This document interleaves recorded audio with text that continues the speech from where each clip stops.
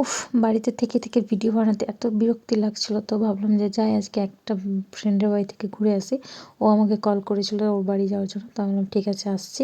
তো আমি রেডি হয়ে একদম বেরিয়ে পড়লাম। আর এই যে আমাদের বাড়ির রাস্তা, আমাদের বাড়ির রাস্তাতে একদম শোভানগর হাই স্কুল পড়ে। কারা, কারা এই স্কুলে পড়েছো?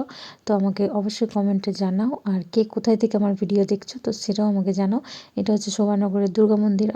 আর এই যে এটা শোভানগর স্ট্যান্ড, বাঁদিকে যায় মানিকচকের রাস্তা, এর সামনের দিকে পুকুরিয়া, আর পাশের ডান দিকে মিল্কি। আর পুকুরিয়া যাওয়ার রাস্তাতে একটা একদম দারুণ দোকান আছে, যারা যারা জানো তো অবশ্যই কমেন্ট করো। আর ওই যে নীল কালার শাটার দেওয়া ওইটা আমাদের দোকান, যেটা 365 দিনে 300 দিনই বন্ধ থাকে।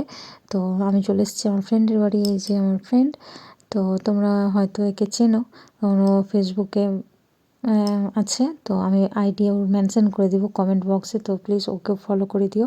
তো আমরা ওর বাড়িতে চলে এসেছি। আর আমার মেয়ে দেখো টানাটানি শুরু করে দিয়েছে, যে এদিক মাম্মাম এদিক ওদিক এদিক ওদিক করছে। তো এটা হচ্ছে ওদের ঠাকুর ঘর, শিব ঠাকুরের ঘর আছে। তো আমি মাছ খেয়েছিলাম বলে ওখানে যাইনি, আর এদিকে ঘোরাঘুরি করছে। আর ফাইনালি আমার জন্য চা নিয়ে এসছে, যেটা আমাকে লোকের হাতের মানে চা করাটাই ভালো লাগে, নিজের হাতে চা করে খেতে আমাকে একদম ভালো লাগে না। তো ও আমার জন্য চা এনেছিলো। তো চাটা খেয়ে আরও অনেক অনেক বেশি গল্প করেছিলাম, মানে এতটা গল্প করেছিলাম যে আর কোনো ভিডিওই বানাতে পারিনি। তো জাস্ট এইটুকুই ভিডিও বানিয়েছি, আর কয়েকটা জাস্ট রিল বানিয়েছি। তো এখানে গল্প করছিলাম, গল্প করতে করতে চা খাচ্ছিলাম। ভিডিওটা ভালো লাগলে প্লিজ ফলো করে দিও। বাই।